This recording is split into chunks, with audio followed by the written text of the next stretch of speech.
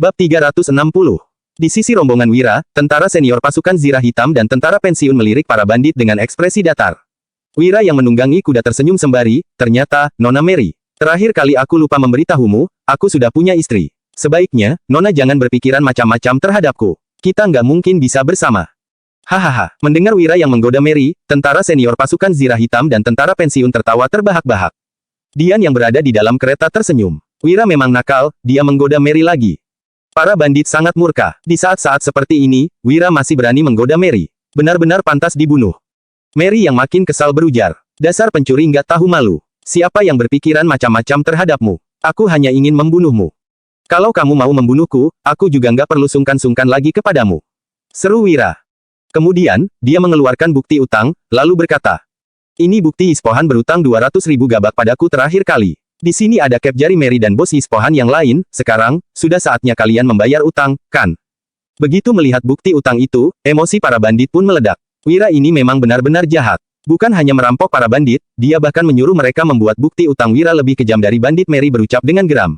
Bayar utang. Boleh, aku pasti akan bayar utang ini. Tapi, uangnya ada di atas gunung. Kalau berani, kamu ikut aku ambil di sana.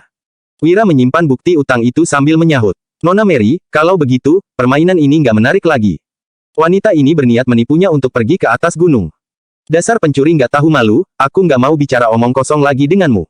Hari ini, kamu melewati Ispohan secara terang-terangan. Kamu pasti merencanakan trik licik lagi, kan cepat tunjukkan. Ujar Mary dengan penuh percaya diri. Wira berkata dengan tegas. Aku nggak sejahat itu, aku itu orang terpelajar dan nggak pernah memakai trik licik apapun. Sebaliknya, kamu kelihatannya sangat yakin hari ini. Kamu pasti menyiapkan sesuatu, coba tunjukkan. Pencuri, kamu memang pintar. Ujar Mary. Dia menunjuk barang yang ditutup dengan kain merah, lalu melanjutkan perkataannya dengan penuh keyakinan, ini senjata mematikan yang aku siapkan untukmu, takutnya kamu nggak akan sanggup menghadapinya. Wira menimpali seraya mengangkat alis. Kebetulan aku juga punya senjata mematikan, takutnya Nona Mary juga nggak sanggup menghadapinya. Hehe, tentara senior pasukan Zirah Hitam dan tentara pensiun pun tertawa beraninya sekelompok bandit ini bermain trik dengan Wira. Entah apa yang mereka pikirkan. Kalau begitu, aku mau lihat senjata mematikanmu lebih hebat atau punyaku. Ucap Mary. Ekspresinya tampak licik saat melambaikan tangan, para bandit menyingkap kain merah, lalu terlihat busur silang besar di atas gunung. 30 bandit mulai bekerja sama untuk berusaha menarik tali busur. Sementara itu, bandit yang lain tampak bersemangat. Busur silang besar ini adalah senjata mematikan yang dipakai saat berperang. Mary menghabiskan 1 juta gabak untuk membelinya.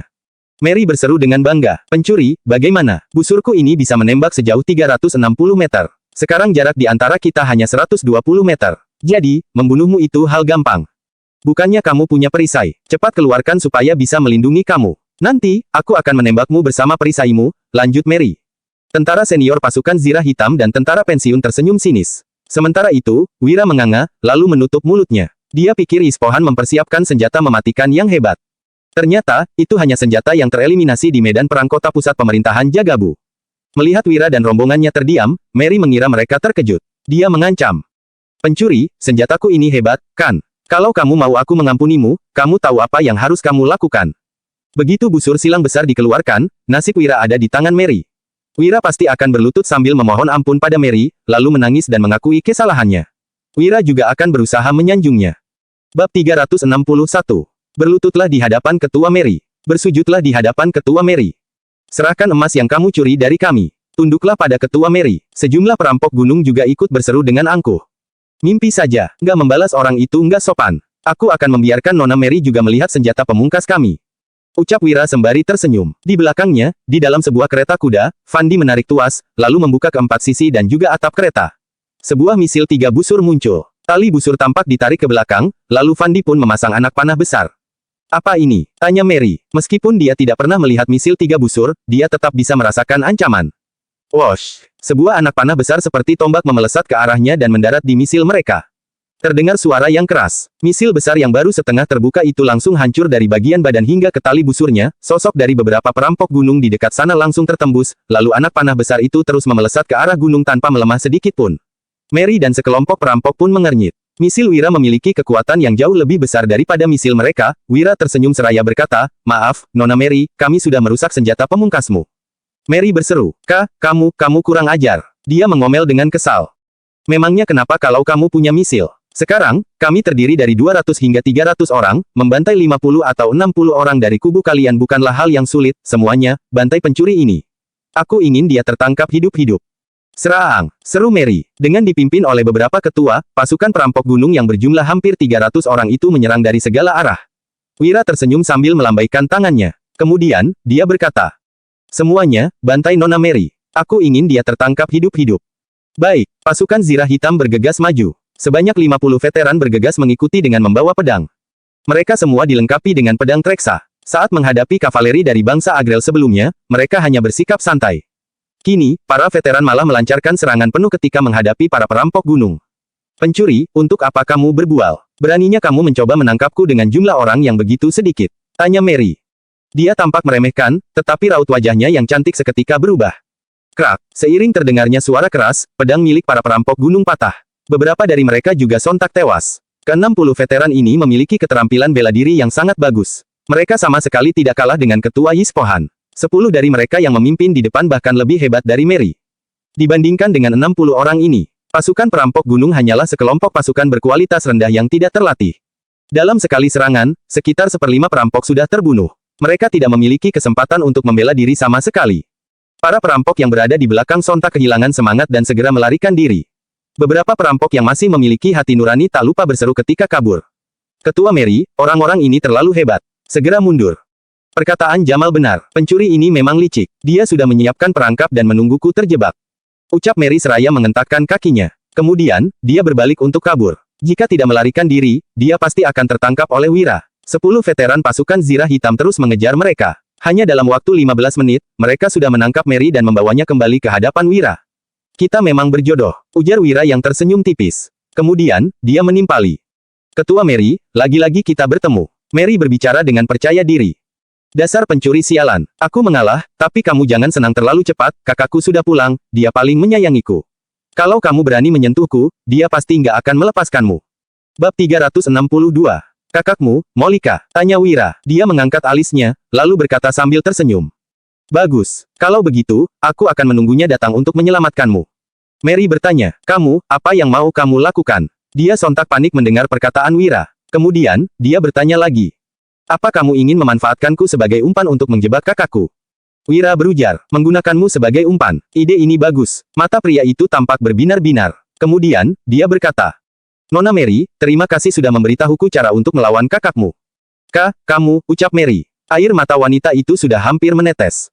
"Aku hanya asal bicara, kakakku sama sekali nggak menyayangiku. Kalaupun kamu membunuhku, dia juga akan menghiraukanku. Akulah yang ingin membunuhmu, jadi kamu bunuh aku saja. Ini nggak ada hubungannya dengan kakakku."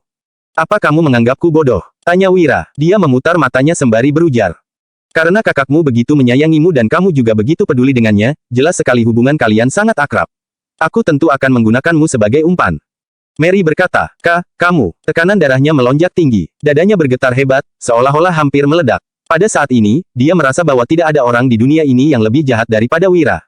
Wira berkata, "Pasukan, cepat gantung Nona Mary, lalu hubungi perampok gunung. Beritahu mereka, kalau Molika nggak datang dalam waktu 1 jam, suruh dia siap-siap untuk berkabung." Hah! Para veteran pasukan Zirah Hitam tercengang, termasuk Danu dan Dian yang tertegun sejenak. Wira benar-benar kejam. Bisa-bisanya dia tega menggantung wanita secantik ini. Wush, wush, wush. Segera, Mary digantung di atas pohon yang ada di tepi jalan. Kemudian, pasukan Zirah Hitam berteriak ke arah gunung. Para perampok gunung yang bersembunyi di kejauhan bergegas menuju pegunungan dan memberitahu Molika. Sejak kecil, Mary dibesarkan oleh Molika. Ketua pertama mereka itu sangat menyayangi adiknya ini. Apabila terjadi sesuatu dengan Mary, Molika pasti akan mengamuk dan entah akan melakukan hal seperti apa. Jauh di dalam gunung, Molika mengajak perampok gunung yang baru direkrutnya, serta beberapa bawahan lainnya untuk berburu di sana. Jamal mengikuti di belakang dan berkata dengan penuh perhatian. "Ketua Molika, sebaiknya kita cepat pulang. Kalau enggak, sesuatu akan terjadi pada Ketua Mary. Tuan Wira sudah kembali." "Jamal, kamu salah tentang ini," ucap Molika, dia tidak sependapat dengannya. Molika melambaikan tangan seraya berkata, "Ada sekitar 200 hingga 300 saudara kita di gunung. Mary juga sudah membeli misil besar berkekuatan dahsyat, bukan hal sulit baginya untuk mengalahkan bocah itu. Mari kita fokus berburu dulu. Setelah Wira ditangkap ke gunung, kita baru akan memberinya pelajaran." Jamal mengernyit seraya berkata, "Ketua Molika, Wira benar-benar nggak bisa diremehkan. Karena berani beraksi dengan begitu mencolok, dia pasti sudah melakukan persiapan. Kita sebaiknya kembali untuk melihatnya." Molika melambaikan tangan sembari berkata, Jamal, kamu benar-benar terlalu penakut. Ingat baik-baik perkataanku. Di hadapan kekuatan luar biasa, trik apapun adalah lelucon. Aku nggak percaya, dia akan punya trik untuk melawan misil besar yang aku belikan untuk Mary dengan harga mahal. Bip, bip. Saat mereka sedang mengobrol, suara peluit tiba-tiba terdengar. Ekspresi semua orang di lokasi sontak berubah. Suara peluit semacam itu mengindikasikan bahwa masalah besar telah terjadi. Dua suara peluit yang ditiup berturut-turut menunjukkan bahwa Mary dalam masalah. Molika berkata, Mary dalam masalah, ayo, kita pulang. Raut wajah Molika berubah drastis. Dia melompat seperti kera dan berlari di antara pegunungan, para perampok mengikutinya dengan cepat.